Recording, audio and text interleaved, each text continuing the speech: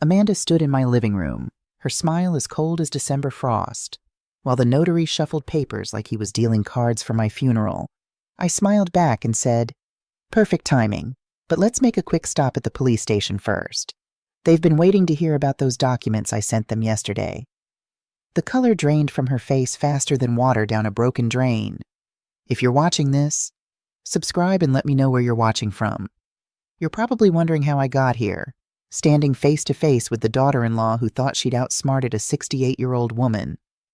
Well, buckle up, because this story starts with the most humiliating 24 hours of my life and ends with the most satisfying.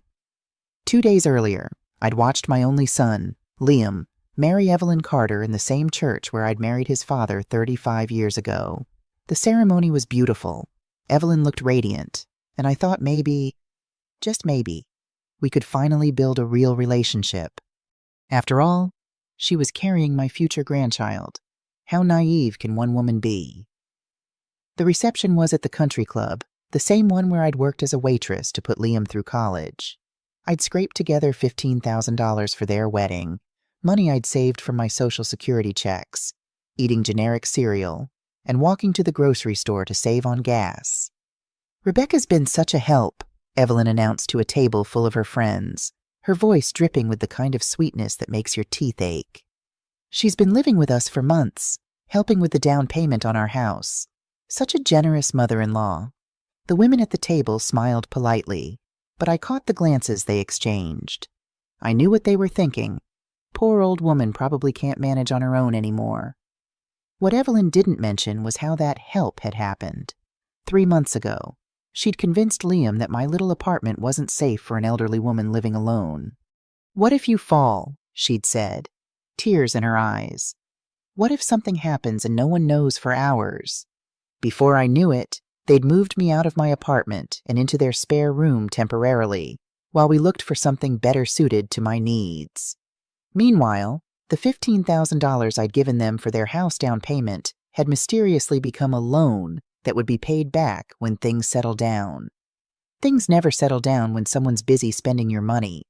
"She's practically family," Evelyn continued, and the way she said practically made my chest tighten, as if after 5 years of dating Liam and 9 months of marriage planning, I was still auditioning for acceptance. But the real humiliation came during the speeches. Liam stood up, champagne glass in hand, beaming at his new bride. "I want to thank everyone who made this day possible," he began. "My beautiful wife, our families, and of course my mother, who's always been there when we needed her." Polite applause.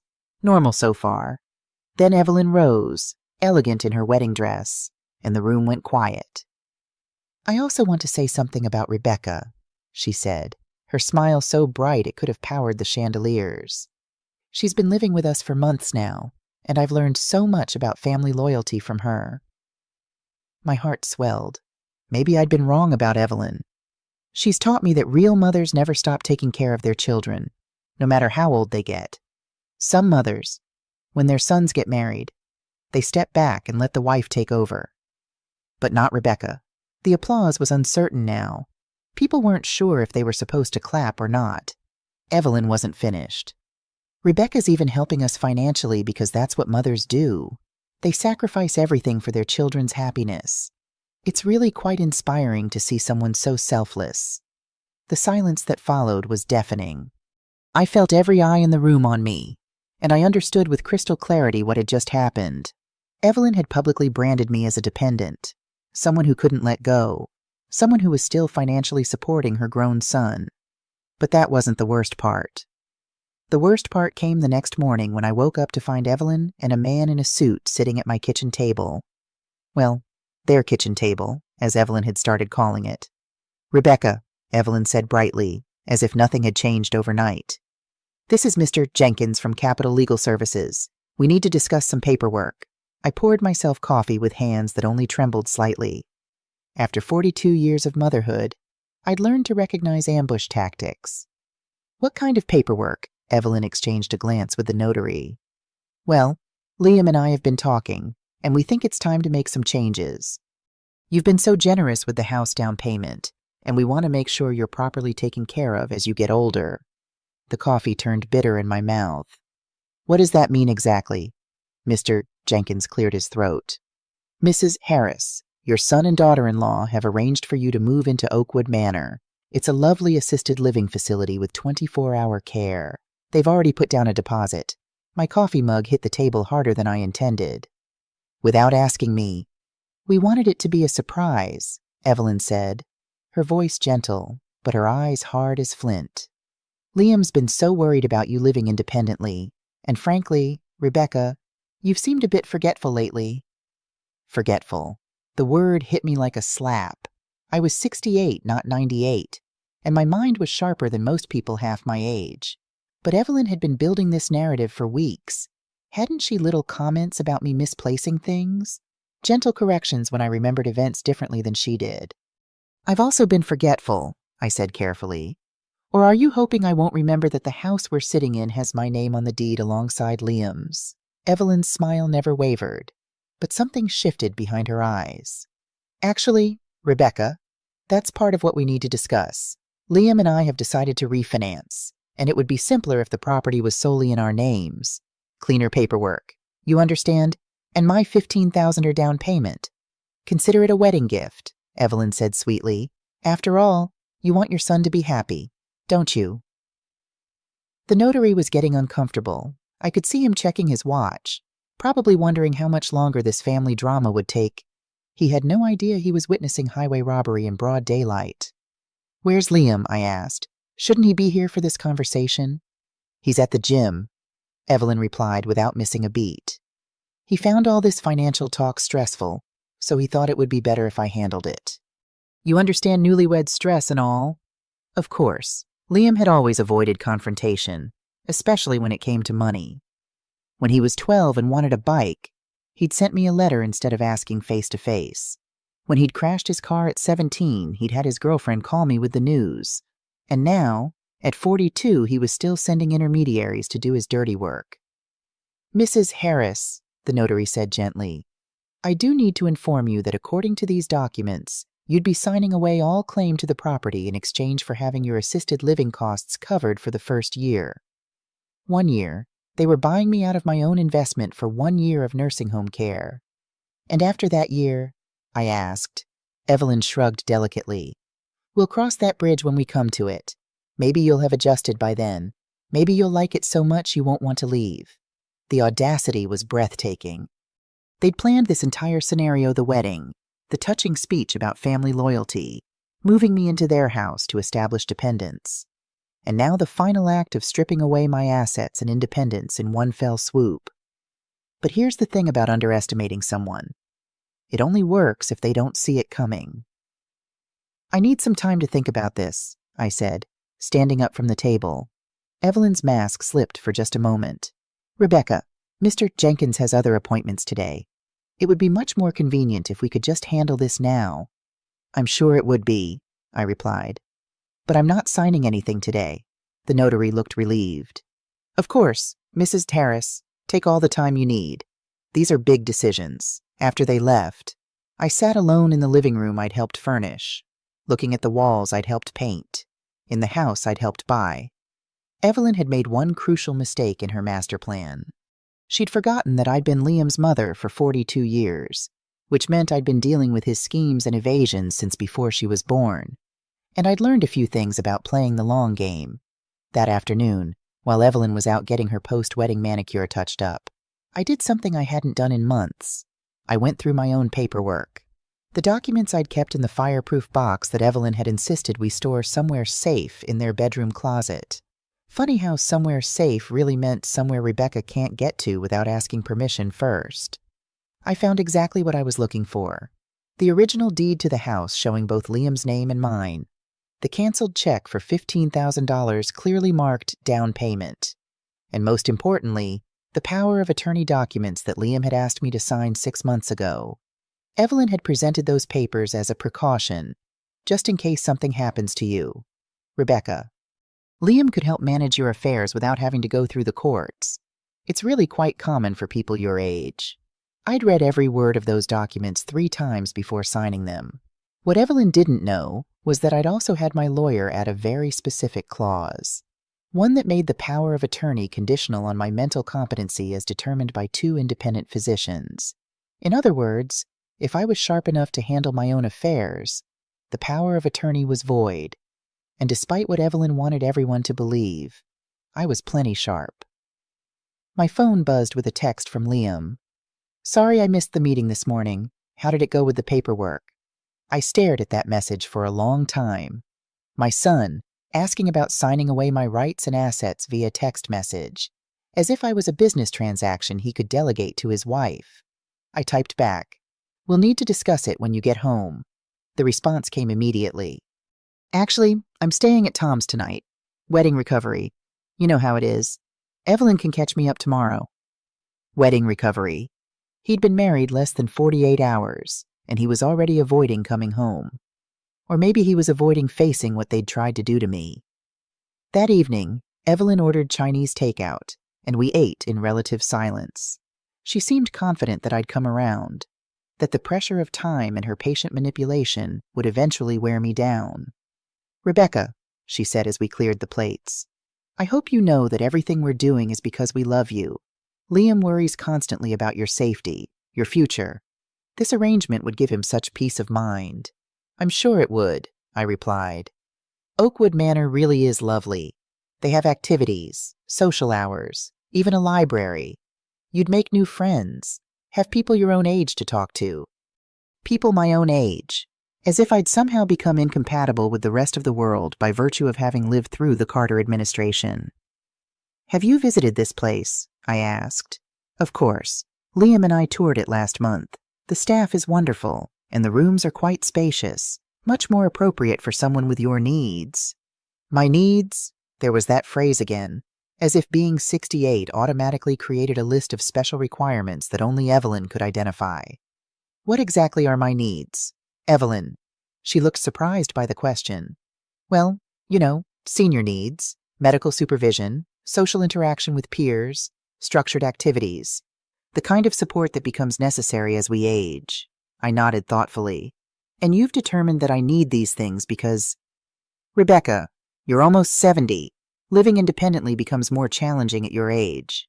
We're just being proactive. Almost 70. I was 68 in 3 months, but Evelyn had been rounding up for weeks now, adding months and years to my age, like she was fast-forwarding me toward incompetence.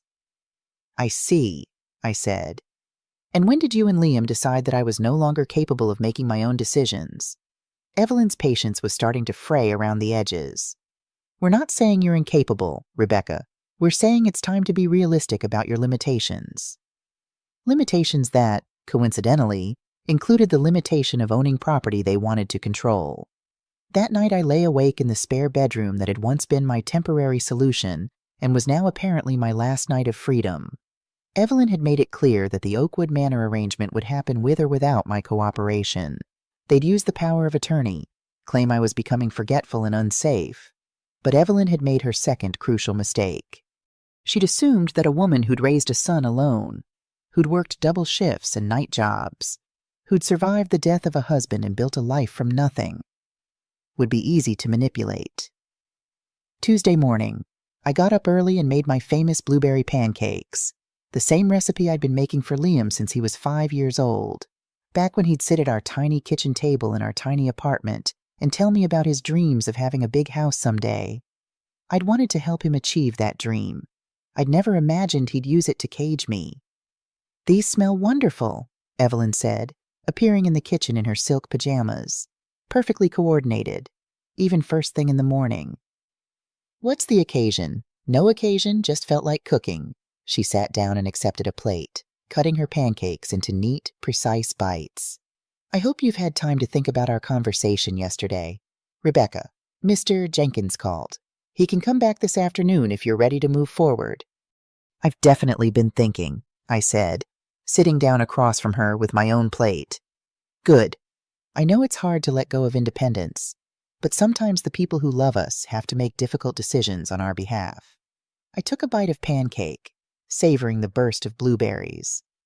"Can I ask you something, Evelyn?" "Of course. What made you decide that I needed assisted living?" She looked puzzled. "Well, as I said, your age, Your safety? No, I mean specifically, what incident made you think I wasn't safe living independently? Evelyn paused, her fork halfway to her mouth. It's not about one incident, Rebecca. It's about overall vulnerability. But there must have been something that triggered this concern. A fall confusion, forgetting to turn off the stove. Not exactly, but wandering outside at night, getting lost, having trouble managing medications. Rebecca, it's not about waiting for something terrible to happen. It's about being proactive. I nodded slowly. So you can't point to a single instance where I've demonstrated the kind of cognitive or physical decline that would warrant assisted living. Evelyn was getting flustered. The overall picture of a woman who manages her own finances, maintains her own health, drives safely, cooks meals, and engages in normal social activities. You've been living with us for months because you convinced me my apartment wasn't safe, but I've been taking care of myself in that apartment for 12 years without incident. Evelyn set down her fork, her pleasant morning demeanor cracking. Rebecca, I don't understand why you're making this so difficult. We're trying to help you. Are you? I asked quietly. Or are you trying to help yourselves to my assets? The silence that followed was so complete, I could hear the refrigerator humming in the corner. How dare you? Evelyn whispered, her face flushing red. How dare you accuse us of theft? I'm not accusing anyone of theft. I'm asking a legitimate question. If this arrangement is truly about my well-being, why does it coincidentally result in you gaining full ownership of a property I helped purchase? Evelyn stood up abruptly, her chair scraping against the floor. I don't have to listen to this. You're being paranoid and hurtful. Am I? Then let's modify the arrangement. I'll consider assisted living, but the house stays in both names, mine and Liam's. That way you get the peace of mind about my safety, but I maintain my financial security. That's not... The paperwork is already drawn up. Paperwork can be changed. Evelyn stared at me for a long moment, and I saw something ugly flicker across her face. Something calculating and cold that made my skin crawl. You know what your problem is, Rebecca, she said finally. You can't let go. You can't accept that Liam has a wife now, a family of his own. You want to keep controlling his life, keeping him dependent on you financially and emotionally. The accusation hit like a physical blow. That's not true. Isn't it? You moved in here. You inserted yourself into our marriage. You make him feel guilty every time he tries to build a life separate from you. This isn't about the house, Rebecca. This is about you refusing to accept that your role in Liam's life has changed. I felt tears sting my eyes because there was just enough truth in what she said to hurt. I had been struggling with Liam's marriage, with feeling displaced and less important, but that didn't mean I deserved to be stripped of my independence and assets. Even if that were true, I said, my voice steady despite the pain in my chest, it wouldn't justify deception and financial exploitation. Evelyn laughed, a sound like breaking glass. Financial exploitation. You gave us that money freely, Rebecca. You moved in here by choice. Nobody forced you to do anything. After you systematically undermined my confidence in my ability to live independently, I what in? The comments about my forgetfulness, the suggestions about my safety, the gradual erosion of my autonomy. You've been setting this up for months, haven't you? Evelyn's face went very still.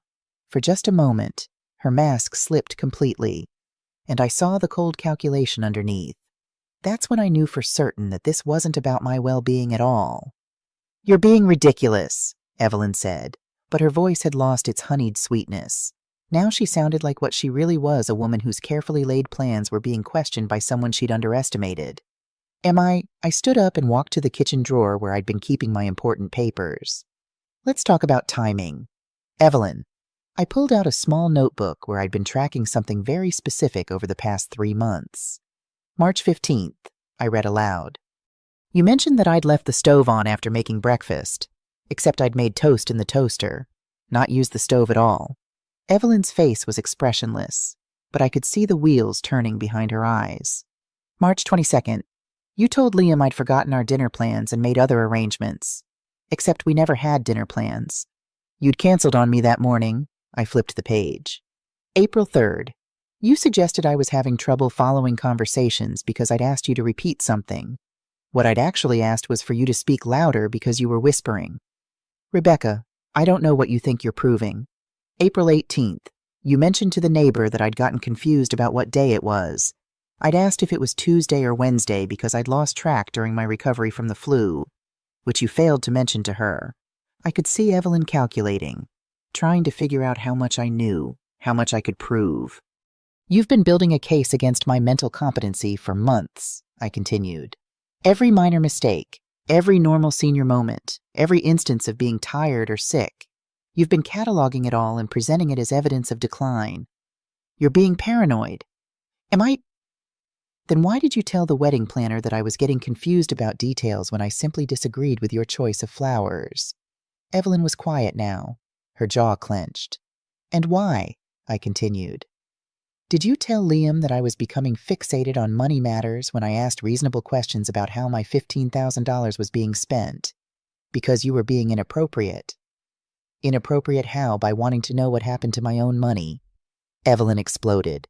It's not your money anymore. Rebecca, you gave it to us. You can't give someone a gift and then spend the rest of your life questioning how they use it. A gift? I laughed, but there was no humor in it.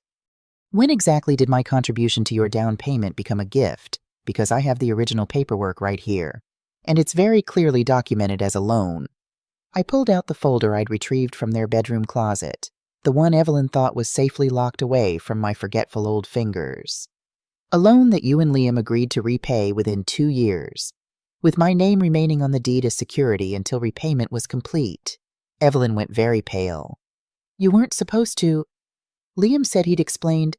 Liam said a lot of things, but what matters is what's written down, isn't it? I spread the documents on the kitchen table like a winning poker hand. Loan agreement, deed with both names, power of attorney with mental competency clause, and my personal favorite, the email from Evelyn to Liam from 2 months ago. Evelyn's eyes went wide. What email? The one where you wrote, and I quote, "We need to move faster on the Rebecca situation. She's asking too many questions about the money, and I'm worried she's going to cause problems with the refinancing." The silence stretched between us like a chasm. You went through my private messages.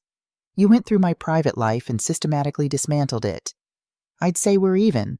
Evelyn sat down heavily, her perfect composure finally cracking. You don't understand the pressure we're under. Rebecca, the mortgage payments, the wedding expenses, the baby coming. You needed my money and my property, but not me.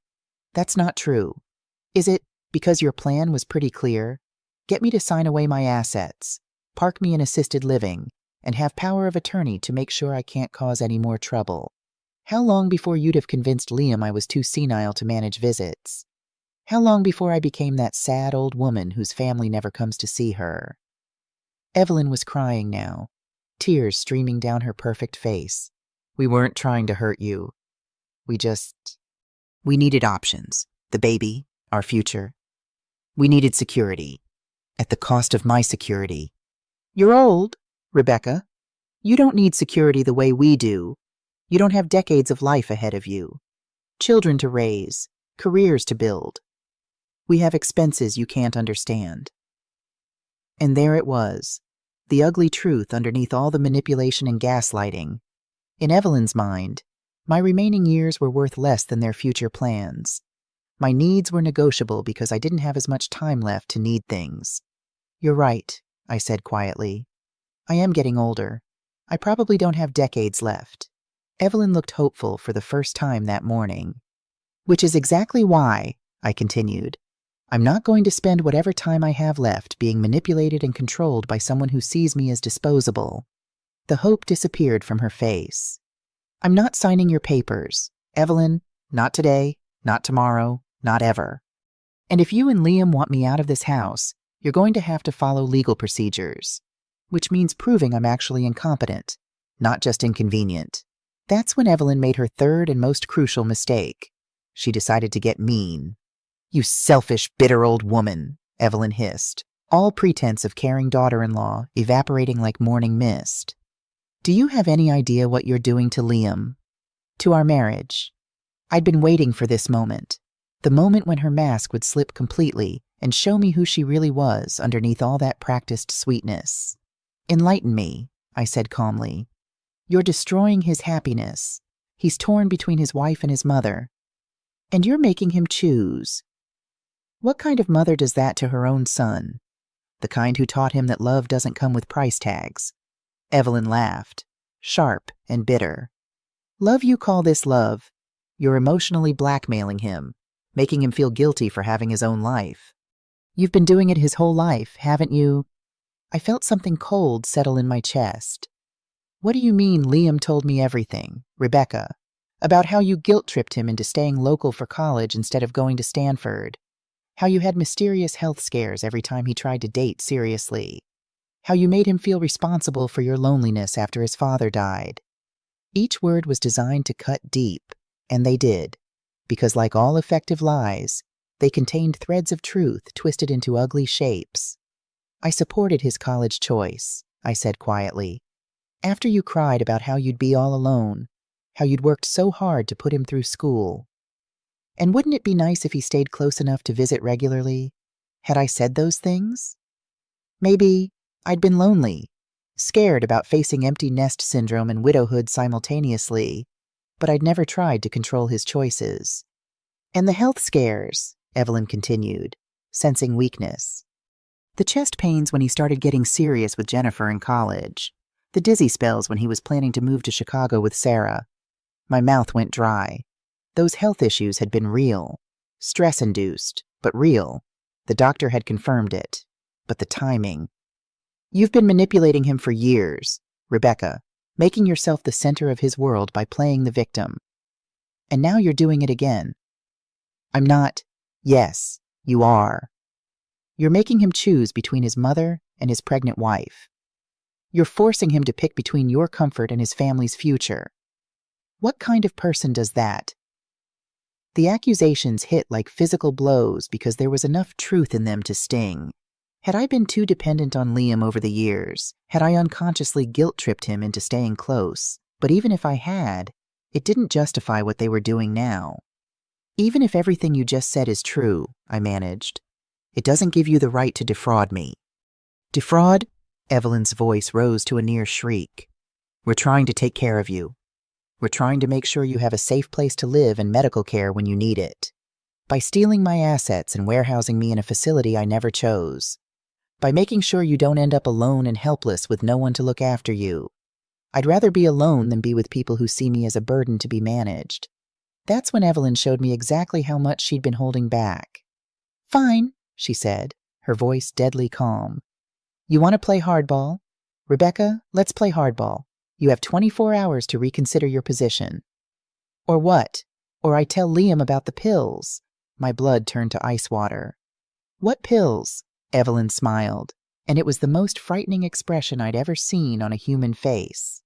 "The Xanax I found in your purse. The prescription that isn't yours. The medication you've been hiding from us." I stared at her, understanding dawning like a slow sunrise. Those were Sarah Washington's pills. She asked me to pick up her prescription because she couldn't get off work. I was dropping them off to her this afternoon.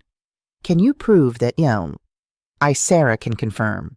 Sarah Washington, who moved to Phoenix last month. That Sarah Washington." The room spun slightly. Sarah had moved.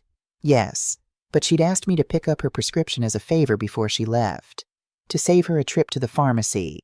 The pills were still in my purse because I'd forgotten to give them to her before she moved. "You're going to claim I'm abusing prescription medication that isn't mine. I'm going to express concern about your judgment and your potential addiction issues, combined with your recent paranoid accusations about financial exploitation, your documented confusion and memory problems, and your increasingly erratic behavior." She let the threat hang in the air between us. "Liam will have no choice but to pursue legal guardianship for your own protection." I sat down heavily, the full scope of her manipulation finally becoming clear. She hadn't just been building a case for assisted living. She'd been building a case for complete legal control over my life. "You planned this," I whispered. "I planned for contingencies," Evelyn replied coolly. "I hoped you'd be reasonable, but I prepared for the possibility that you'd be difficult. Liam would never..."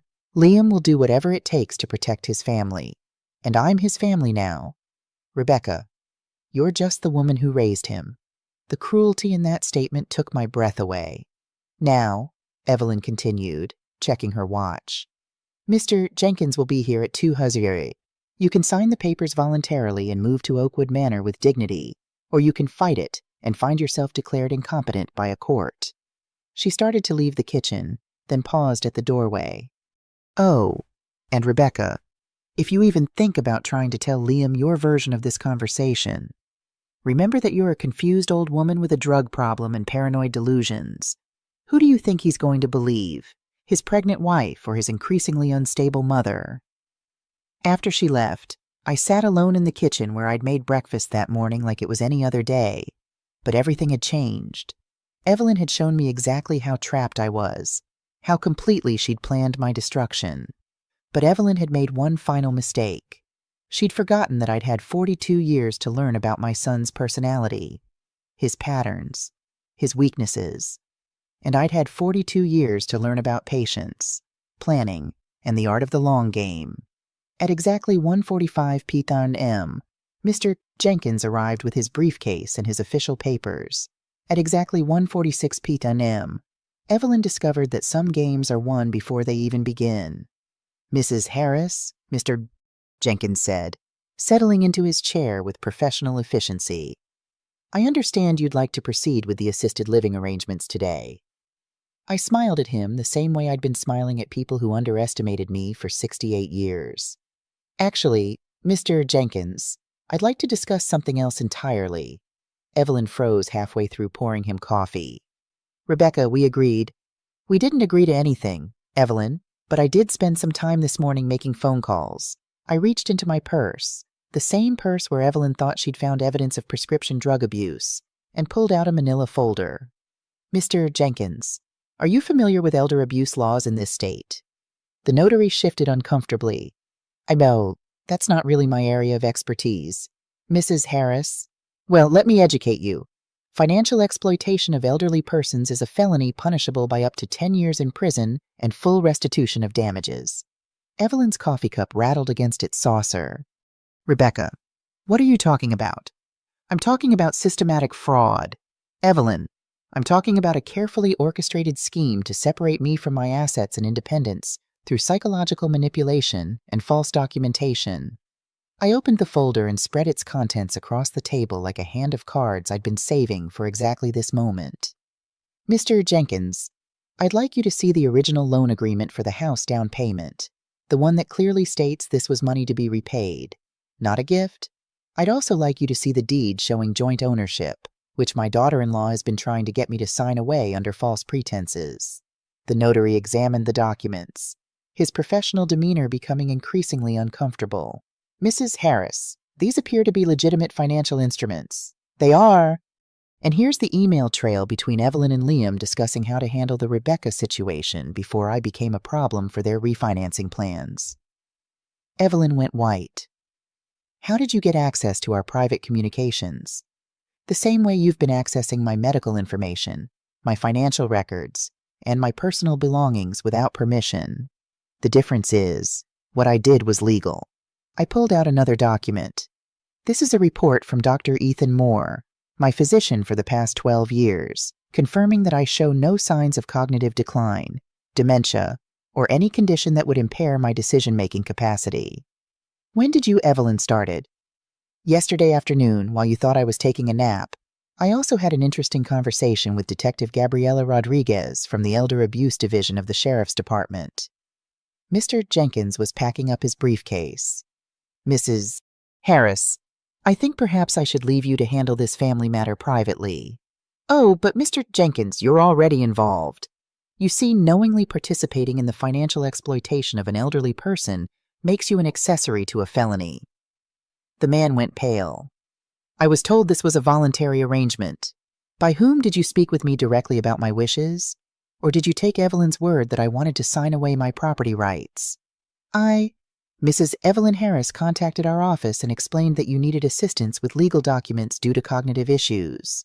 Cognitive issues that she documented how exactly. Evelyn finally found her voice. Rebecca, You're blowing this completely out of proportion. We were trying to help. Help yourselves. You mean? I turned back to Mr. Jenkins. Sir, I'm 68 years old, in excellent health, and fully competent to manage my own affairs. No one has the right to make legal decisions for me without my explicit consent, regardless of what my daughter-in-law has told you about my supposed limitations. The notary was edging toward the door. I think there's been a misunderstanding. I'll need to consult with my supervisor about how to proceed. You do that, I said cheerfully. And while you're at it, you might want to check your liability insurance. I imagine it covers mistakes. But fraud is another matter entirely. After he left, Evelyn and I sat in silence for a long moment. When she finally spoke, her voice was small and desperate. Rebecca, please, you don't understand the position we're in. The debt, the expenses. I understand perfectly. You bit off more than you could chew, and instead of facing the consequences like adults, you decided to solve your problems by robbing your husband's mother. It wasn't supposed to be robbery. It was supposed to be redistribution. You don't need all that money at your age, and we have decades ahead of us, children to raise. There it is again, my age as justification for your greed. Evelyn was crying now, tears streaming down her face. What do you want from us? Rebecca, what will it take for you to just let this go? I stood up and walked to the window, looking out at the garden I'd helped plant, the fence I'd helped repair, the life I'd helped them build. I want my $15,000 back, with interest. I want my name removed from this deed, and I want you both to sign a document acknowledging that you attempted to defraud me. We can't pay you back $15,000. We don't have that kind of money. Then you'll need to figure it out. Sell some of that new furniture you bought with my mortgage payments. Cancel your Tuscany vacation. Get a second job. And if we refuse, I turned back to face her, and I let her see exactly how much steel was underneath my pleasant grandmother exterior. Then I file charges, and we let a jury decide whether your financial desperation justifies elder abuse. That evening, Liam finally came home. I heard him in the driveway, heard Evelyn rushing to meet him at the door, heard the urgent whispered conversation that followed. 20 minutes later, he knocked on the door of the spare bedroom where I was packing my belongings. Mom, can we talk? I looked up from folding the sweater I'd bought with my first Social Security check. Of course, sweetheart. Come in. He looked terrible, pale, exhausted, like a man who just discovered his whole life was built on quicksand, which, in a way, it was. Evelyn told me about today, about the accusations you're making. They're not accusations, Liam. They're facts backed up by documentation. He sat down heavily on the edge of the bed. Mom, I need you to understand something. Evelyn and we never meant to hurt you. But you did hurt me. The question is whether you meant to or whether you just didn't care enough to think about the consequences. That's not fair. Isn't it? You let your wife convince you that I was becoming incompetent without bothering to talk to my doctor. You planned to put me in assisted living without visiting the facility or asking what I wanted. You were going to strip me of my property rights without even having the courage to be present for the conversation. Liam flinched. The gym thing. I was scared. Mom, I didn't know how to handle it. So you let Evelyn handle it instead. She said she'd take care of everything. Make it easy for you. Make it easy for me to be robbed. You mean, it wasn't robbery? God, Mom, you make it sound like we're criminals. I stopped packing and looked at my son. Really looked at him. At 42, he still had the same face he'd had at 12 when he'd broken Mrs. Patterson's window with a baseball and tried to convince me it had been an accident. What would you call it? Liam taking someone's money under false pretenses, attempting to have them declared incompetent so you can control their assets, systematically undermining their confidence and independence. We were trying to protect you. From what? From living my own life with my own money in my own home. From being alone and vulnerable. From falling and lying there for hours with no one to help. From being taken advantage of by people who don't love you. The irony was so thick you could cut it with a knife. The only people who've tried to take advantage of me, Liam, are you and your wife? He put his head in his hands. I don't know how this got so messed up. It got messed up because you stopped seeing me as a person and started seeing me as a problem to be solved. That's not true. When was the last time you asked me what I wanted? Liam, not what Evelyn thought I needed, not what you decided was best for me, but what I actually wanted for my own life. He was quiet for a long time. I don't remember. Neither do I. And that's the real tragedy here, isn't it? Somewhere along the way, my feelings and preferences became irrelevant to decisions about my life. Mom, what do you want us to do? Evelyn says you want us to pay back the down payment money, but we can't. It's gone. It's tied up in the house. Then sell the house. We can't sell the house. Evelyn's pregnant. We need the space.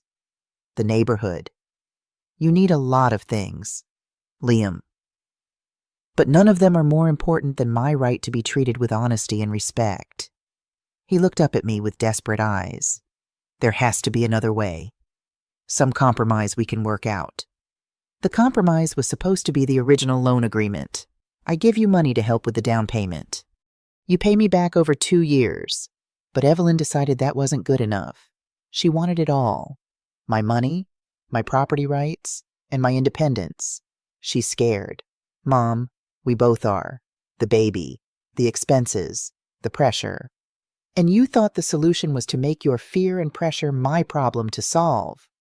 Liam was crying now, tears streaming down his face like he was 12 years old again. I'm sorry, Mom. I'm so sorry. I don't know how to fix this. I sat down beside him on the bed and took his hand the way I had 1,000 times when he was growing up, and the world seemed too big and scary. Liam, I love you more than life itself. I always have.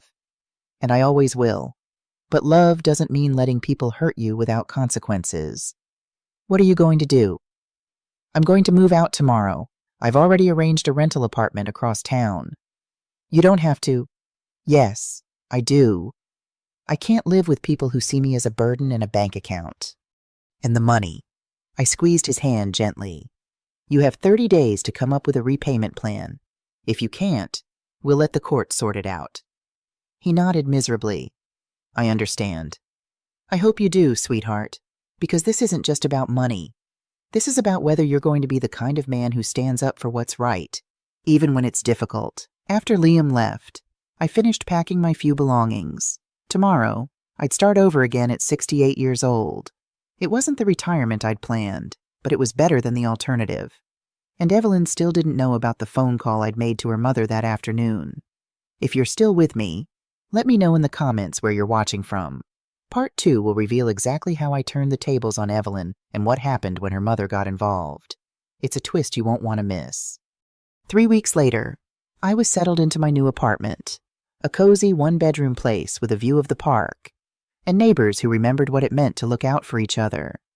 The building was full of active seniors who played cards, organized potluck dinners, and treated each other with the respect that Evelyn had found so difficult to manage. I'd heard nothing from Liam or Evelyn since moving out. No phone calls, no texts, no attempts to negotiate or apologize. The silence spoke volumes about their priorities. But I wasn't alone in my new life. Rebecca, dear, you have a visitor, called Mrs. Jenkins from the lobby intercom. I wasn't expecting anyone, but when I looked through the peephole, I saw a woman about my age holding a plate covered with aluminum foil. Mrs. Harris, I'm Patricia Carter, Evelyn's mother. I opened the door, curious about what Evelyn's mother could possibly want with me. Patricia Carter was elegant in the way that comes from decades of good breeding and careful attention to appearance. But her eyes were tired, and there was something apologetic in her posture. Please come in, I said. Can I offer you some tea? That would be lovely. Thank you. We sat in my small living room, the afternoon light streaming through windows that overlooked a garden I was already planning to help tend come spring. Mrs. Harris, Patricia began. Please call me Rebecca. Rebecca, I owe you an apology. And what could you possibly need to apologize for not raising my daughter better than this? I set down my teacup, surprised by her directness. When you called me 3 weeks ago and told me what Evelyn had done, my first instinct was to defend her. No mother wants to believe their child is capable of such cruelty. She sighed deeply. But I've known Evelyn for 34 years, and if I'm honest, I've seen this pattern before. Patricia's hands trembled slightly as she reached for her tea. When Evelyn was in college, there was an incident with her roommate's credit cards. Evelyn claimed it was a misunderstanding, that she'd borrowed money and intended to pay it back. We believed her, paid for a lawyer, made it go away. My chest tightened. There were other incidents. Her first marriage ended when her husband discovered she'd been taking money from his elderly father's checking account.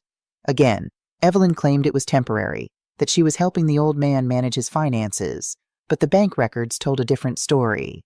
I stared at Patricia, pieces of a larger puzzle falling into place. Liam doesn't know about this. Does he? Evelyn made me promise never to tell anyone. She said she'd learned her lesson, that she was different now. And now I don't believe her anymore. Patricia reached into her purse and pulled out a thick envelope. This is $15,000 to Rebecca, cash. I stared at the envelope like it was a snake. I can't take your money, Patricia. Yes, you can. And you will, because my daughter stole from you. And as her mother, I'm responsible for making it right. That's not how responsibility works. In my family, it is. My husband built a successful business by believing that integrity isn't negotiable. I failed to teach that lesson to Evelyn, but I won't compound that failure by letting her victims suffer for my mistakes. I felt tears sting my eyes. This is incredibly generous. But what about Liam? What about their house? Liam will figure it out. He's a good man who made bad choices because he trusted the wrong person. The house situation will resolve itself once Evelyn realizes the money isn't coming from you. What do you mean? Patricia's smile was sad but knowing. Evelyn married Liam because she thought he came from money. Your nice clothes. Your generous gifts. Your willingness to help with the down payment. She assumed you were wealthy. I'm comfortable, but hardly wealthy. Exactly. And once Evelyn realizes that there's no inheritance coming, that you're not the golden goose she thought you were, she'll move on to easier targets. The casual way Patricia said this made my blood run cold. You think she'll leave Liam? I think Evelyn follows opportunity. If Liam can't provide the lifestyle she wants, she'll find someone who can. I thought about the baby Evelyn was carrying, about Liam's broken heart when his marriage fell apart, about the grandchild I might never know. The baby will be better off without a mother who sees people as resources to be exploited. Trust me, Rebecca, some people can change, but Evelyn isn't one of them. After Patricia left, I sat with the envelope of money on my kitchen table, feeling like I was holding something much heavier than cash. This money represented Patricia's attempt to balance scales that Evelyn had tipped toward cruelty and greed. But it also represented something else, the knowledge that Liam was married to a woman who had made a career out of financial exploitation. And that made my next decision much easier. I picked up the phone and dialed Detective Rodriguez. Detective, it's Rebecca Harris. I've reconsidered your suggestion about filing formal charges against my daughter-in-law. The knock on Liam's door came at 7:00 a.m. on a Tuesday morning, just as Evelyn was getting ready for her prenatal appointment. I know this because Detective Rodriguez called me afterward to let me know how it went. Mrs. Evelyn Harris, you're under arrest for elder financial abuse, fraud, and attempted coercion. You have the right to remain silent. Apparently, Evelyn's first words were, "This is Rebecca's fault, isn't it?" Even facing arrest, she couldn't take responsibility for her own choices.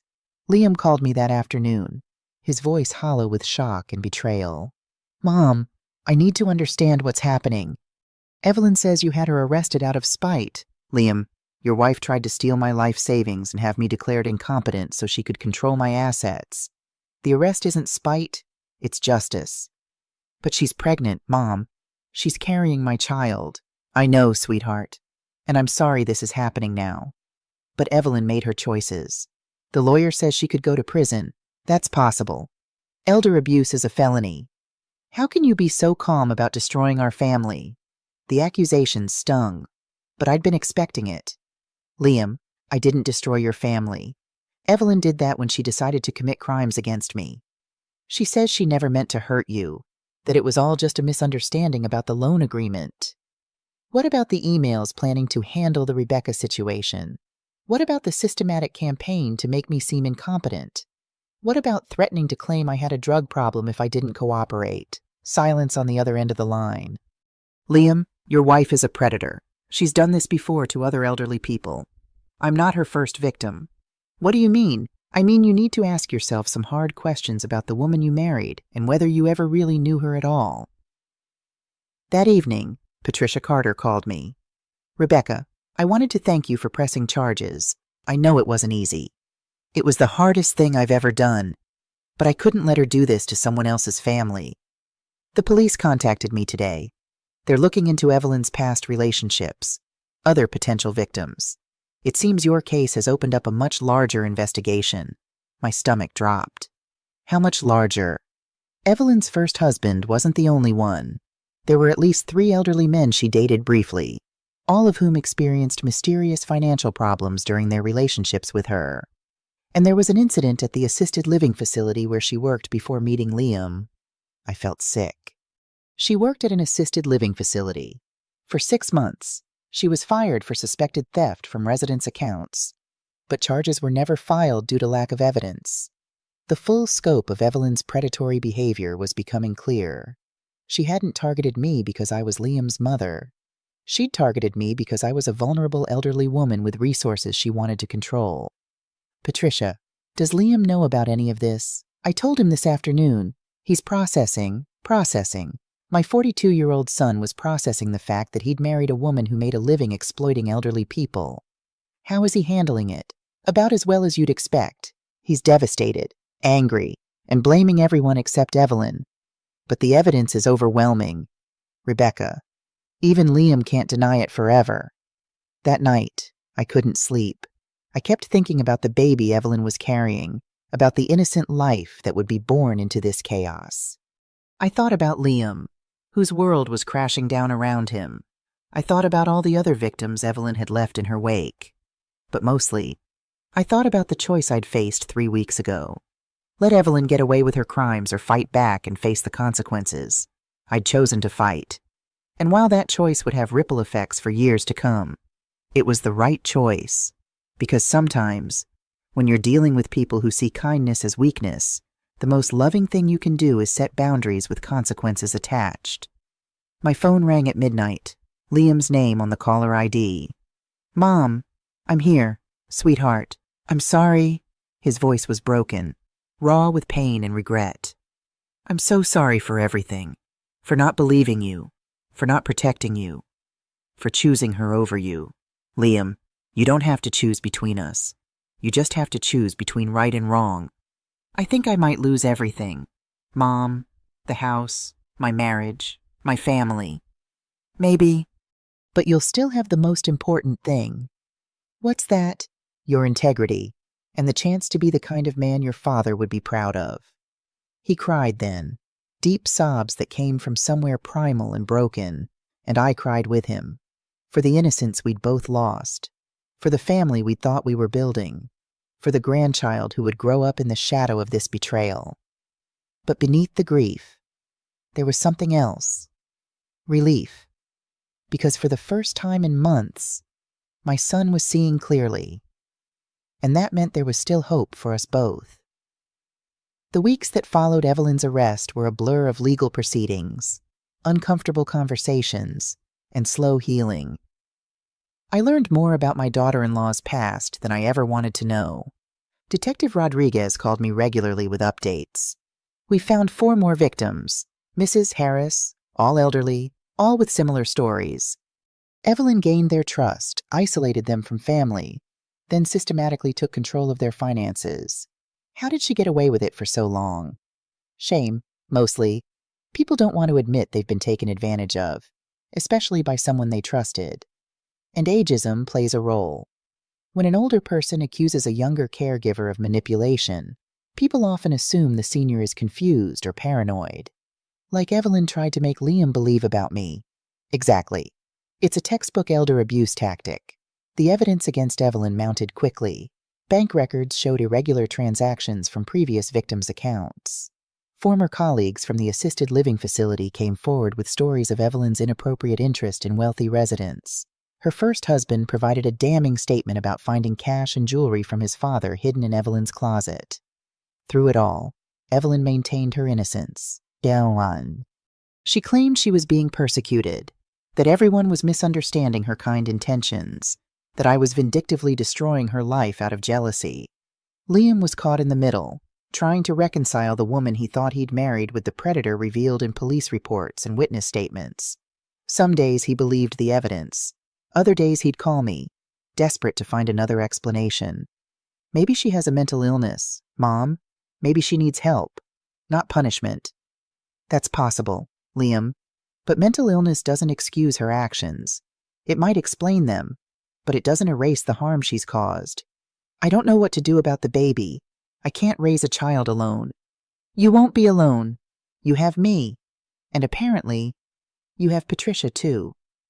Patricia Carter had become an unexpected ally in this mess. She visited Evelyn in jail, but refused to bail her out.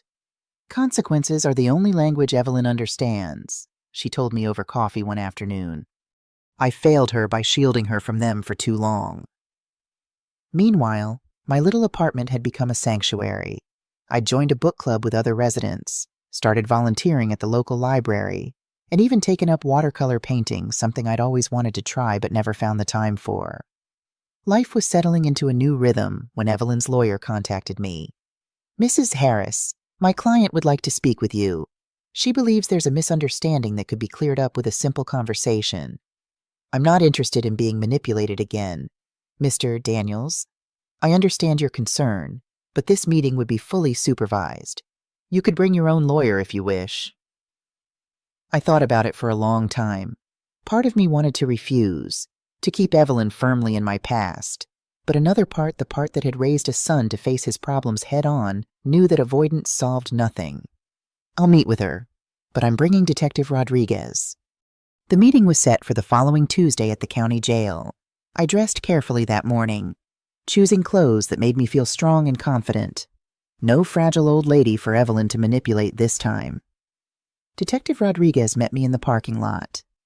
You don't have to do this, Mrs. Harris. The case against your daughter-in-law is solid. I know, but I need to look her in the eye one more time, for my own peace of mind. The visitor's room was stark and impersonal, with bolted-down furniture and cameras in every corner. Evelyn was already seated when we entered, her hands resting on the table. She looked different, the designer clothes replaced by a standard-issue jumpsuit, her perfect makeup gone, her hair pulled back in a simple ponytail. For the first time, I saw Evelyn without her carefully constructed facade, and it was jarring. She looked younger, more vulnerable, and undeniably pregnant. Rebecca, thank you for coming. Her voice was soft, almost meek, another performance. What do you want, Evelyn? She glanced at Detective Rodriguez, then back to me. I wanted to apologize. What I did was wrong, and I'm sorry. The words sounded rehearsed, empty. I waited for more. My lawyer says I'm looking at serious prison time. Years. I could have my baby in jail. Rebecca. And there it was, the real reason for this meeting. Are you asking me to drop the charges? I'm asking for mercy, for my child's sake. Your grandchild? I studied her face, looking for any sign of genuine remorse. I saw none. Evelyn, do you understand what you did wrong? She blinked, clearly not expecting that question. I took advantage of your generosity. I tried to take control of your assets. I manipulated Liam, and how many others before me? Her eyes flashed with something dark before she composed herself. I've made mistakes in the past. I'm not perfect. Not mistakes. Is that what you call systematically targeting vulnerable elderly people and stealing their life savings? A mistake. I never meant, don't. My voice was sharp. Don't sit there and tell me you never meant to hurt anyone. You knew exactly what you were doing. You've been doing it for years. Evelyn's mask slipped, just for a moment. You have no idea what it's like, Rebecca, growing up with nothing, watching other people take everything for granted. I had to fight for every opportunity, every advantage. So that gives you the right to steal from others. I never saw it as stealing, just redistributing resources to someone who could use them better. The cold calculation in her voice chilled me. And who decides what better means you? Look at you, she continued, gesturing around the room. You're old. You don't need a big house or nice things anymore. Your life is mostly over. While mine is just beginning, I have a future to secure, a child to raise. Detective Rodriguez shifted uncomfortably beside me, but I held up a hand to stop her from intervening. I wanted to hear this. So in your mind, my age makes me less deserving, less human, Evelyn shrugged. It's just practical. Why should resources sit unused when they could be helping a young family? It's not personal. It felt very personal when you were building a case to have me declared incompetent. That was Liam's idea. The lie was so blatant it almost made me laugh. No, it wasn't. Liam doesn't have the spine or the strategic thinking for something that elaborate. That was all you... Evelyn, her eyes narrowed. Fine, believe what you want. But think about your grandchild, Rebecca. Are you really willing to let your grandchild grow up without a mother just because you're bitter about some money and hurt feelings? This isn't about money or feelings. This is about justice. Not just for me, but for all the people you've hurt. Evelyn leaned forward, her voice dropping to a whisper. You know what will happen if I go to prison, don't you? Liam won't be able to handle a baby alone. He can barely take care of himself. The child will end up in foster care, or worse. Is that what you want? That's not what will happen, and you know it. Liam has support me. Your mother, friends. Your child will be loved and cared for, with or without you. So that's your plan. Take my baby and raise it yourself. Play the devoted grandmother while I rot in jail. No, Evelyn, my plan is to let justice run its course. What happens after that is up to the courts, up to Liam, and ultimately, up to you. If you genuinely want to be part of your child's life, you'll need to make amends, not just to me, but to everyone you've hurt. She stared at me for a long moment, then sat back, her hand moving protectively over her belly. I want a deal. I'm not the district attorney, Evelyn. I don't make deals. But they'll listen to you. If you tell them you don't want me to serve time, why would I do that? Because deep down, you're soft, Rebecca. You care about family more than justice. You wouldn't want to explain to your grandchild someday why you sent their mother to prison. It was a desperate play, but also a revealing one. Even now, Evelyn saw my capacity for compassion as a weakness to exploit. You're right about one thing. Evelyn, I do care about family. That's why I can't let you continue to harm people without consequences. That's not the example I want to set for my grandchild. I stood up, signaling that the meeting was over. I wish things had been different. I wish you had been the person Liam thought you were. But wishing doesn't change reality. Evelyn's composure cracked completely then. You'll regret this, Rebecca. When your precious grandchild grows up hating you for what you did to their mother, you'll regret it. Maybe. But I'd regret allowing you to hurt more people, even more. As Detective Rodriguez and I turned to leave, Evelyn called after me, her voice sharp with desperation. I know things about Liam that would break your heart, things he's never told you. I paused at the door but didn't turn around. Goodbye, Evelyn. I hope you find peace someday. Outside in the parking lot, my hands were shaking so badly I had to sit on a bench to steady myself. Are you all right, Mrs. Harris? Detective Rodriguez asked gently. Not really, but I will be. For what it's worth, I think you did the right thing in there. She was trying to manipulate you again. I know, some people never change. What will you do now? I looked up at the clear blue sky, feeling the warmth of the sun on my face. I'm going to focus on helping my son through this mess and preparing for my grandchild. The rest is in the hands of the justice system. On the drive home, I thought about what Evelyn had said about Liam, about the things that would break my heart. It was almost certainly another manipulation tactic, but it had found its mark nonetheless. Had Liam been keeping secrets from me? And if so, did they matter now? In the face of everything else we were dealing with, I decided that whatever Liam's secrets might be, they were his to share or keep. My job wasn't to pry them out of him, but to create a safe space where truth could exist without fear of judgment. When I got home, there was a message waiting on my answering machine. "Mom, it's me. I need to talk to you. About Evelyn. About the baby. About everything. Can I come over tonight?" I called him back immediately. "Of course, sweetheart. I'll make dinner." "Thanks, Mom. And there's something else I need to tell you. Something I should have told you a long time ago." My heart tightened, Evelyn's words echoing in my mind. "Whatever it is, we'll figure it out together." I hope so, because I don't think I can handle losing you too. After I hung up, I sat on my couch, watching the sun set over the park. Whatever confession Liam was preparing to make, whatever challenge was coming next, I knew we would face it head on. Because that's what family does, the real kind of family, not the counterfeit version Evelyn had tried to create. As I got up to start preparing dinner, my phone buzzed with a text from Patricia. "The baby is a girl. Evelyn just found out. Thought you should know. A girl, my granddaughter. Despite everything, a smile spread across my face. A new life, a new beginning, a chance to break the cycle of manipulation and deceit that Evelyn had perpetuated for so long."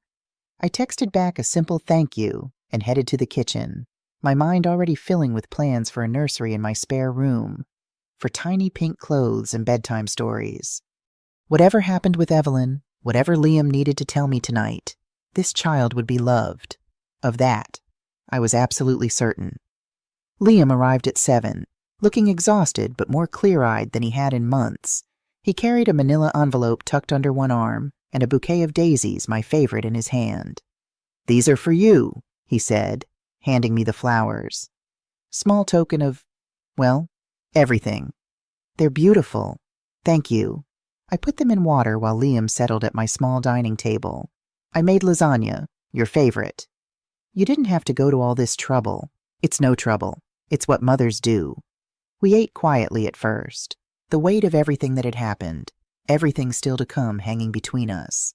Finally, Liam set down his fork and took a deep breath. "I saw Evelyn today." "How did that go?"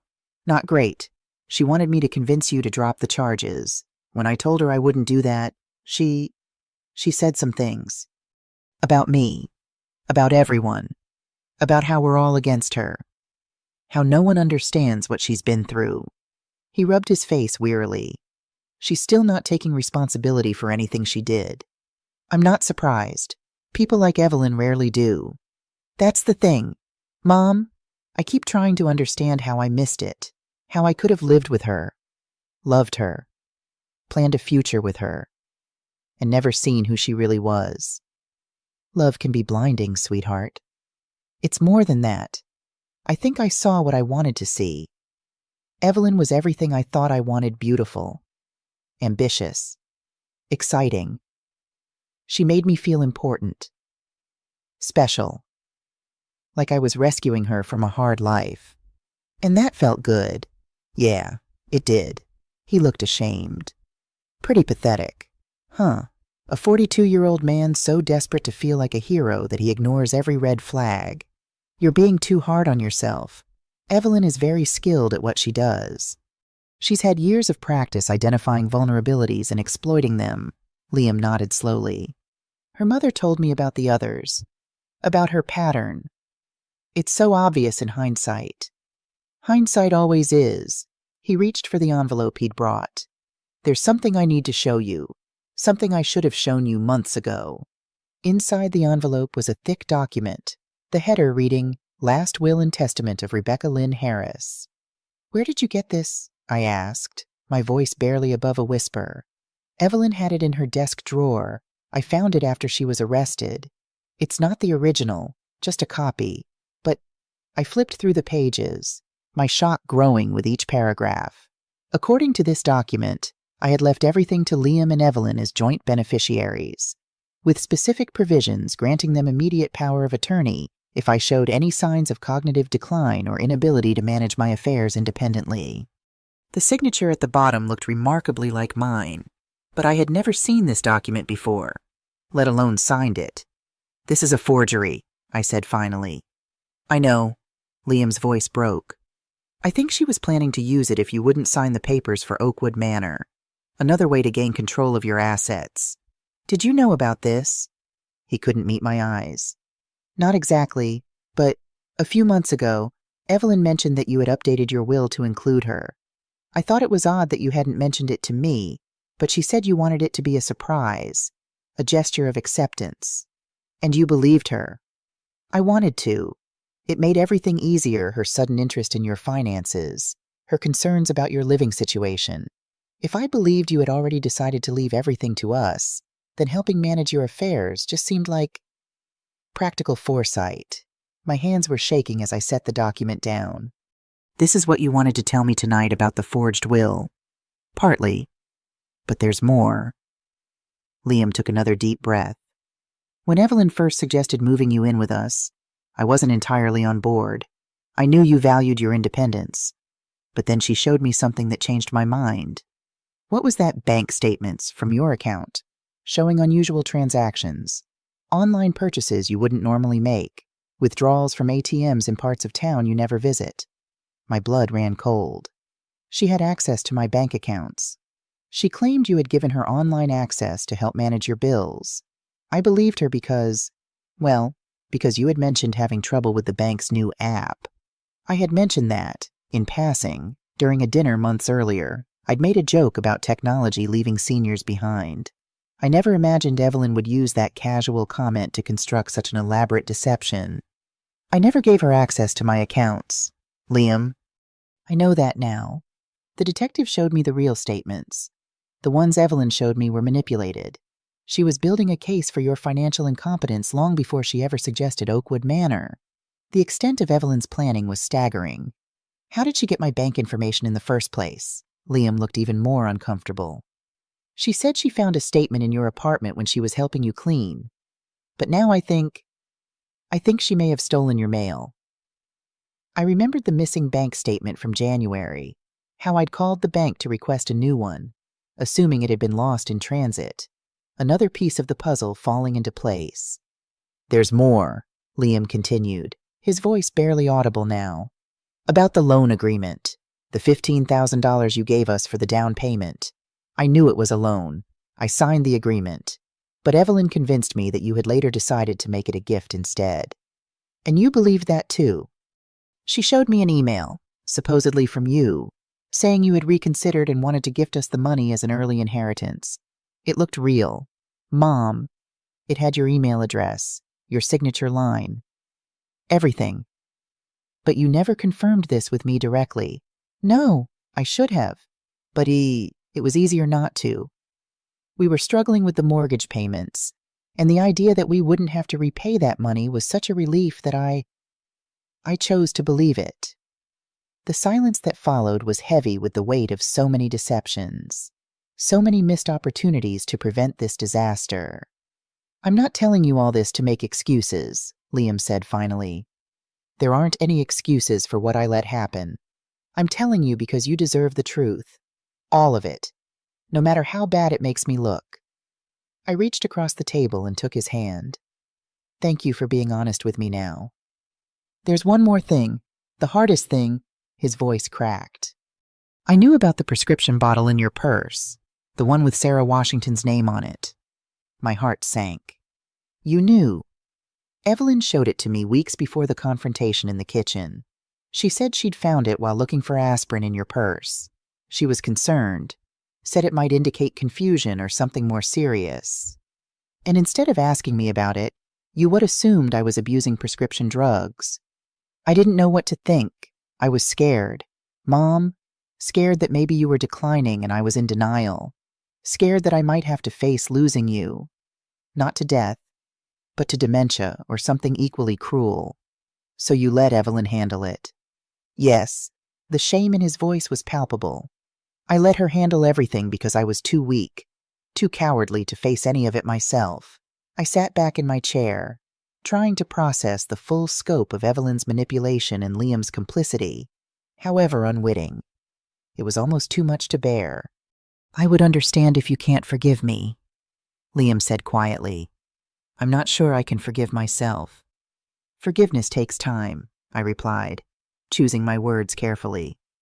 But understanding can start now. You were manipulated by someone very skilled at manipulation. That doesn't excuse your choices, but it does explain them. What happens now with Evelyn's case, with the baby, with us? The case will proceed. Justice needs to be served. Not just for me, but for all of Evelyn's victims. And the baby. Your daughter will need her father more than ever. You'll need to step up. Liam, no more delegating the hard stuff. No more avoiding difficult conversations. I know. I'm trying to be stronger. To be the kind of father she deserves. As for us, I squeezed his hand. We rebuild, day by day, conversation by conversation. We learn to trust each other again. Liam's eyes filled with tears. I don't deserve your kindness. This isn't kindness. Liam, it's family. Real family. Not the toxic version Evelyn tried to create. Real family means holding each other accountable, but also holding space for growth and redemption. We talked late into the night, untangling the web of lies Evelyn had spun around us both. With each revelation, each painful truth acknowledged, I felt a little lighter, a little more hopeful about the future. When Liam finally left, promising to return the next day with more documents the detective had requested, I stood at my window watching him walk to his car. He moved differently now, his shoulders straighter, his steps more purposeful. The weight of deceit had been lifted, replaced by the cleaner, sharper burden of truth and responsibility. I thought about the forged will, the doctored bank statements, the elaborate fiction Evelyn had constructed to justify her theft. How long had she been planning this? How many times had she done something similar before? More importantly, how would we protect Liam's daughter from inheriting her mother's manipulative tendencies, nature or nurture, which would prove stronger in the end? As I prepared for bed, my phone buzzed with a text from Mr. Jenkins, the notary who had almost become an unwitting accomplice to Evelyn's scheme. Mrs. Harris, I've been subpoenaed to testify in your daughter-in-law's case. I want you to know I'm going to tell the complete truth about what happened that day. I should have recognized the signs of elder abuse, and I'm sorry I didn't. If there's anything else I can do to make amends, please let me know. I texted back a simple thank you and set my phone aside. One by one, the pieces were falling into place. Justice was coming, slowly but surely. As I drifted off to sleep, I found myself thinking not about Evelyn or the case or even Liam, but about my unborn granddaughter. What would we name her?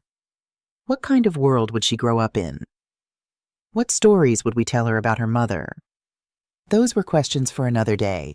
For now, it was enough to know that whatever happened next, we would face it together older, wiser, and infinitely more cautious about who we allowed into our circle of trust. The long game wasn't over yet, but for the first time in months, I felt like I might actually win.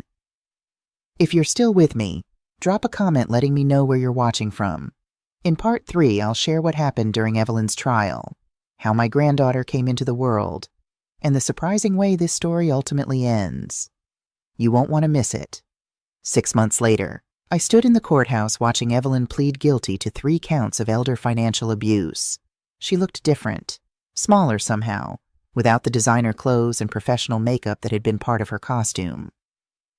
Liam sat 2 rows behind me with Patricia Carter.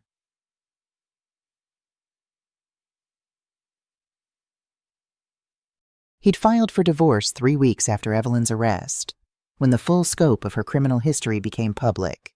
The baby, a little girl, had been born healthy despite the stress of her mother's legal troubles. Your Honor, Evelyn's lawyer said, my client deeply regrets her actions and asks the court's mercy in consideration of her circumstances as a new mother. Judge Martinez looked unimpressed.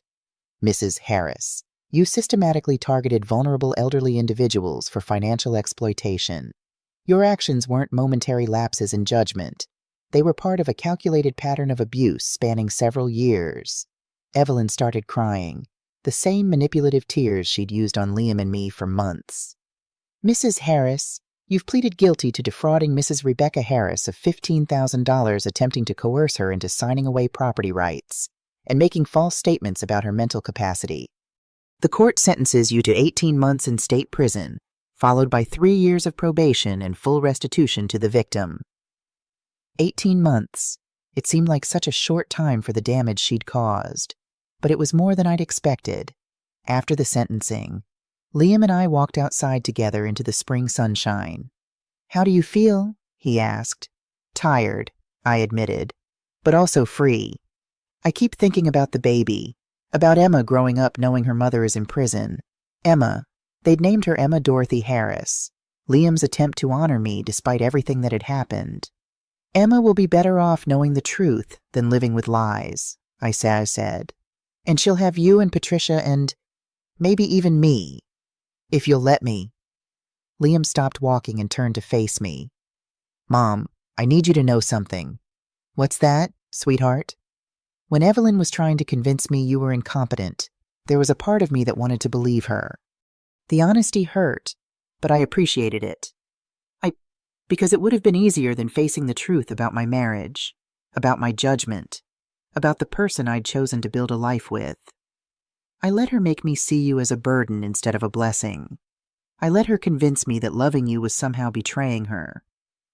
I chose comfort over courage, and it nearly cost me everything that actually matters."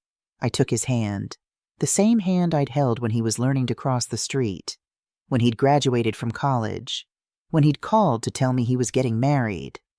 "We all make mistakes, sweetheart.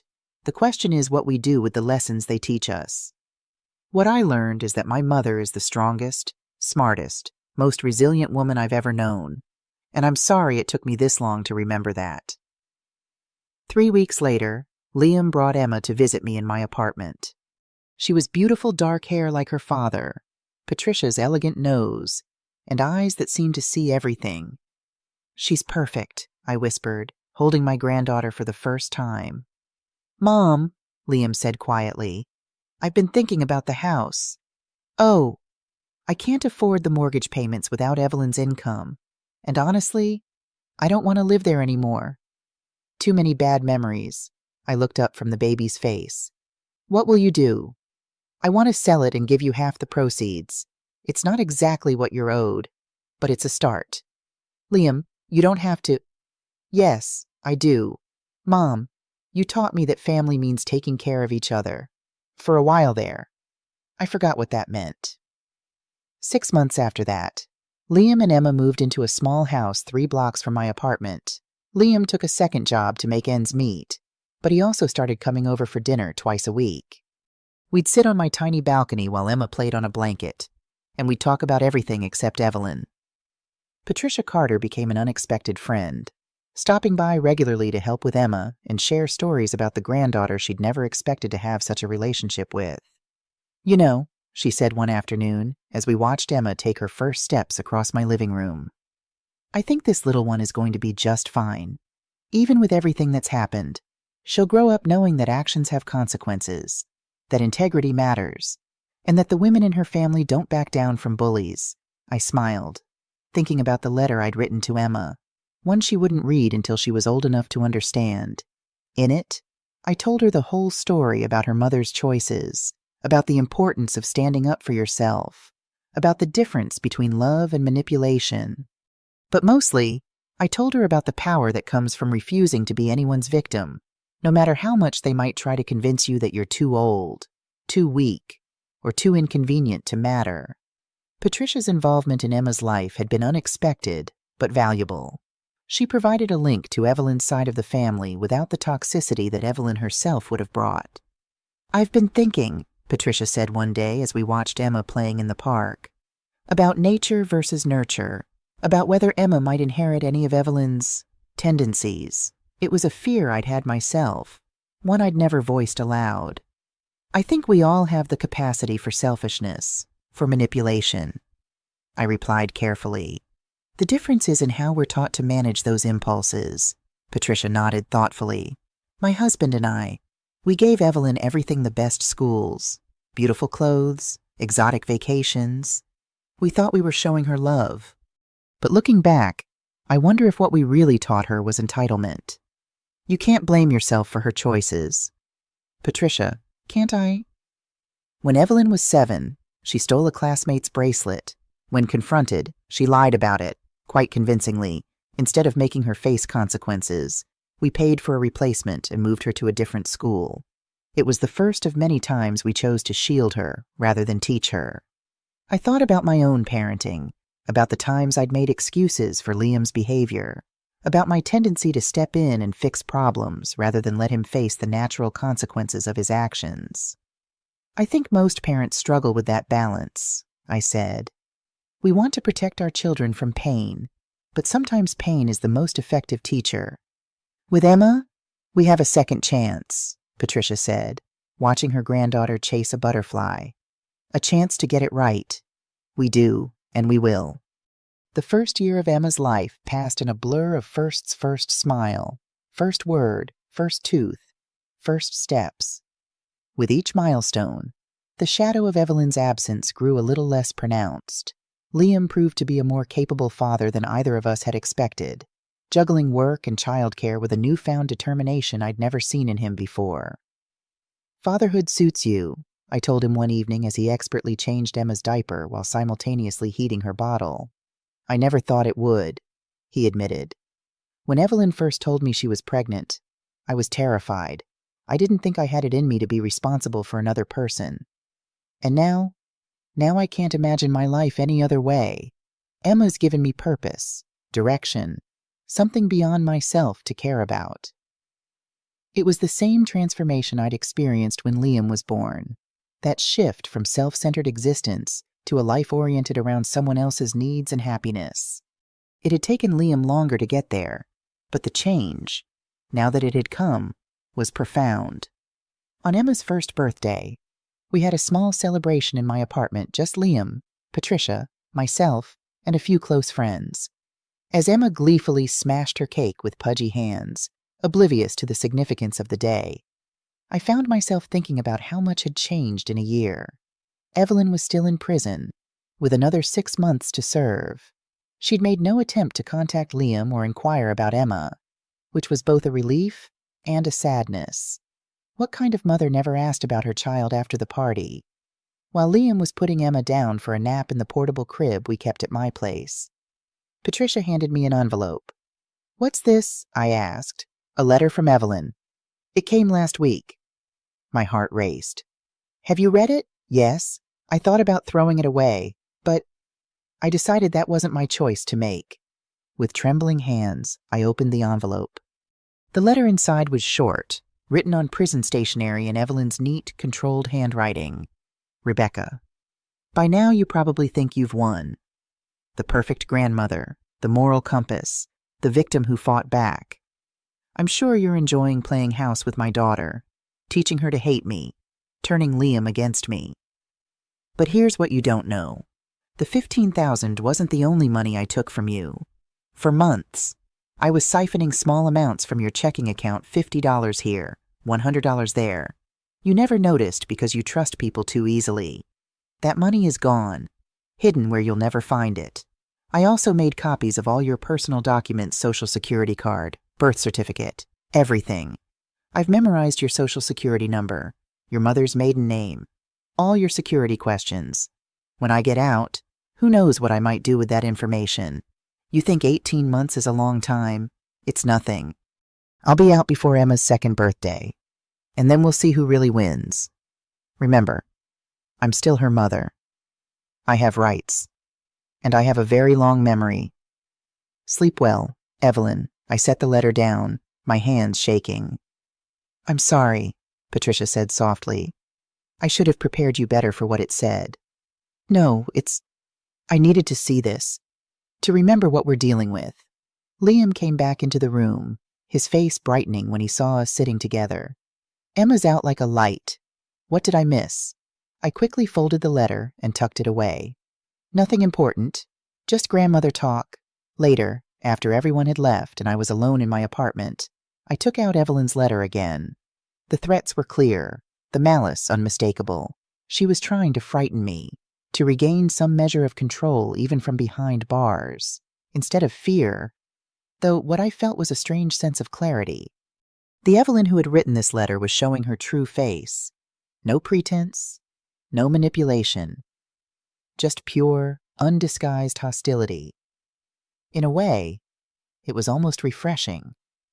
The enemy I could see was far less dangerous than the one hiding behind a smile. The next morning, I called Detective Rodriguez. I received a threatening letter from Evelyn Carter. I explained, detailing the contents. This is a clear violation of her sentencing conditions, the detective said. She's not supposed to contact any of her victims. I'll need to see the original letter. Of course. And her claims about stealing additional money from my accounts. We'll investigate, but it's likely just another attempt to upset you. Most inmates in her position are closely monitored. She wouldn't have had the opportunity to hide money anywhere. And her threats about using my personal information. That's more concerning. I'd recommend placing a freeze on your credit, changing all your passwords and security questions, and monitoring your accounts carefully. We can help you set that up. After speaking with the detective, I called Patricia. Evelyn sent me a threatening letter. I told her. I've reported it to the police. There was a long silence on the other end of the line. I'm sorry, Rebecca. I hoped prison might give her time to reflect, to change. Some people don't want to change, Patricia. They just want to win, no matter the cost. What will happen now? The detective says it could affect her parole, possibly extend her sentence, but eventually she'll get out, and when she does, we need to be ready. What can I do to help? Just keep being there for Emma, and for Liam. They'll need all the support they can get in the years ahead. That evening, Liam came over after work, his face grim. The detective called me about Evelyn's letter. Why didn't you tell me? I didn't want to burden you with it.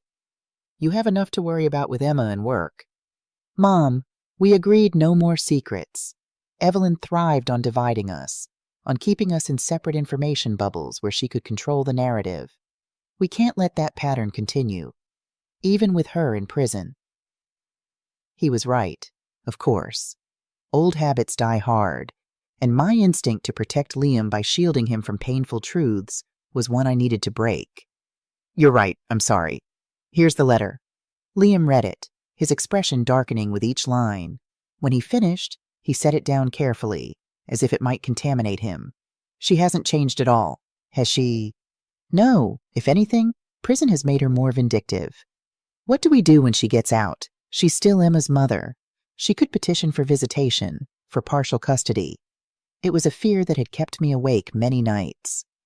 The detective says her conviction for elder abuse will work against her in family court, especially since you were indirectly a victim too. But yes, she could try. I won't let her near Emma. Not after this. That might not be entirely up to us.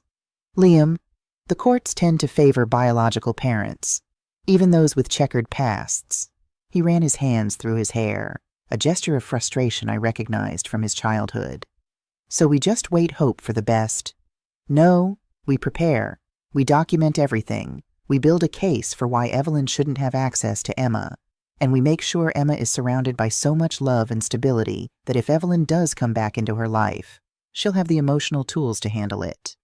Liam nodded slowly. You're right.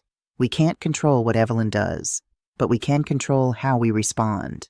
It was a lesson that had taken us both too long to learn. 2 weeks after receiving Evelyn's letter, I got a call from the prison warden. Evelyn had been caught trying to send more threatening letters, not just to me but to several of her other victims. As a result, her privileges had been revoked, and 6 months had been added to her sentence. She won't be eligible for parole until Emma is nearly 3, I told Liam when he came over that evening. It gives us more time to prepare. I've been thinking about that, he said, watching Emma play with blocks on the living room floor. About what happens when Evelyn gets out. About what kind of life I want for Emma. And I think we should move. Start fresh somewhere. Evelyn won't immediately find us. The suggestion took me by surprise.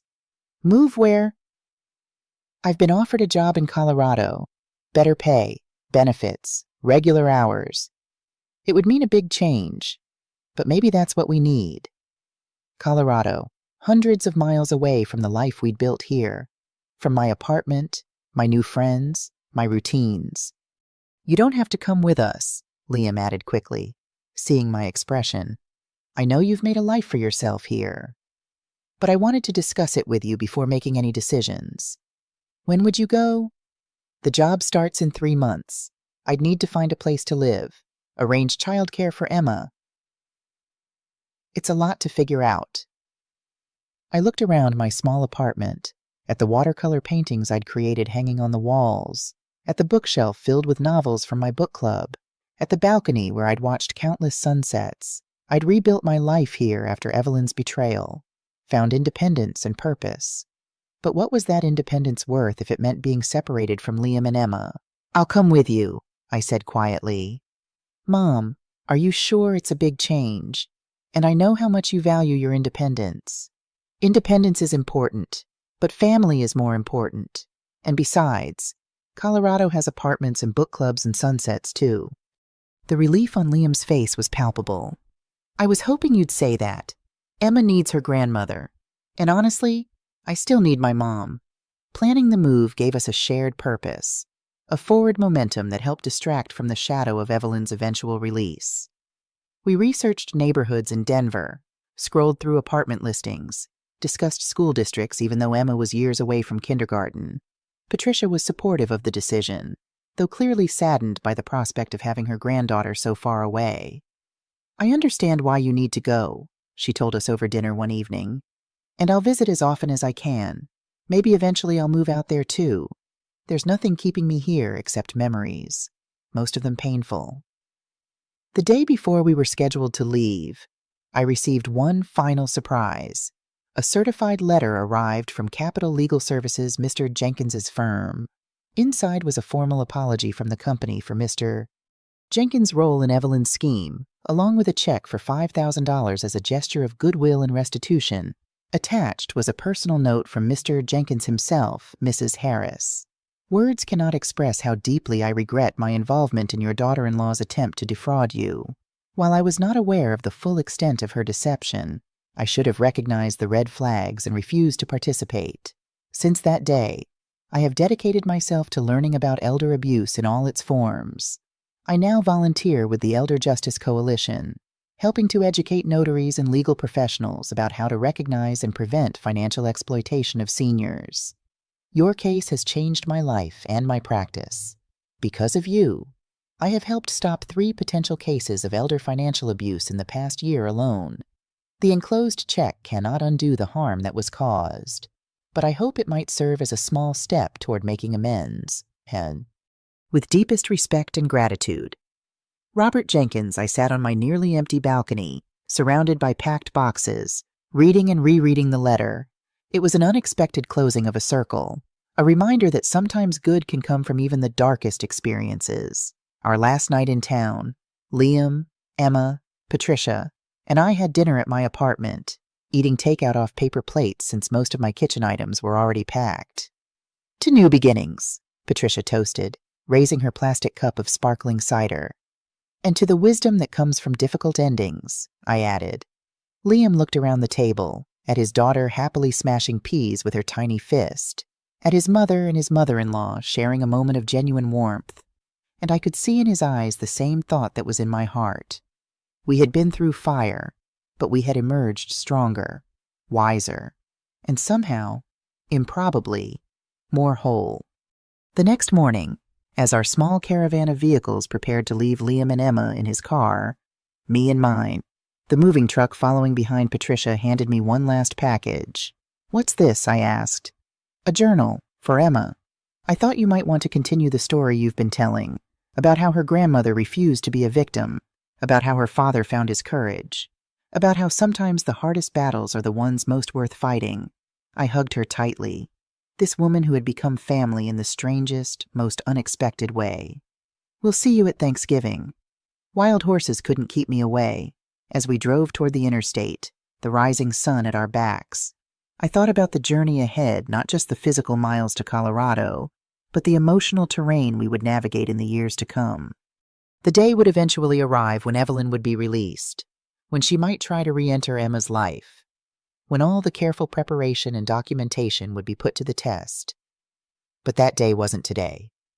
Today was about forward motion, about choosing hope over fear, about recognizing that while we couldn't control what had happened to us, we absolutely could control what happened next.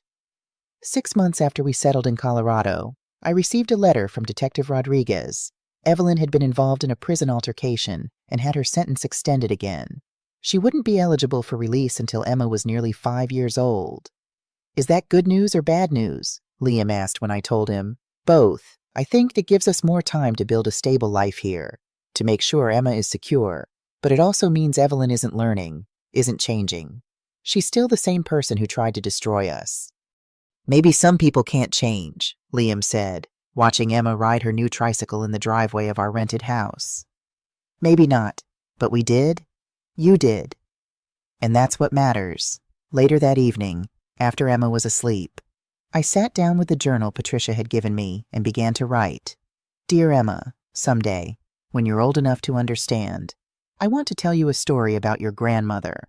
Not a fairy tale with princes and dragons, but a true story about growing older in a world that often dismisses the wisdom that comes with age. About fighting back when someone tries to make you feel small or insignificant. About how sometimes the people who should love us the most are the ones who hurt us the deepest. But mostly, I want to tell you about rebuilding, about how your father found his strength when it mattered most, about how families can be broken and mended and transformed, about how love, real love, isn't about possession or control, but about wanting the best for someone even when it's difficult. Your mother made choices that hurt a lot of people. Someday, she may try to explain those choices to you, to justify them, perhaps even to blame others for them. When that day comes, I hope you'll remember that you are not defined by her actions. You are your own person, with your own moral compass, your own capacity for kindness and compassion. I don't know what the future holds for any of us, but I do know this. Whatever challenges come our way, we will face them together, with honesty and courage and love, because that's what real family does. With all my heart, your Grandma Rebecca. As I closed the journal, I thought about the woman I had been a year ago, frightened, manipulated, nearly stripped of my independence and dignity. And I thought about the woman I was now, stronger, wiser, more fiercely protective of my boundaries. Evelyn had tried to take everything from me. Instead, she had given me an unexpected gift, the chance to rediscover my own power, to rebuild my relationship with my son, to be a central figure in my granddaughter's life, in trying to make me small. She had inadvertently helped me become larger than I'd ever been. And that, perhaps, was the sweetest justice of all. If you've stayed with me through this entire story, I want to thank you from the bottom of my heart. Sometimes sharing our darkest moments helps light the way for others. If you've ever felt diminished because of your age, if you've ever been manipulated by someone you trusted, know that you're not alone. And more importantly, know that it's never too late to reclaim your power, to stand tall, to demand the respect you deserve. Where are you watching from? Have you ever had to stand up to someone who tried to take advantage of you? I'd love to hear your stories in the comments below.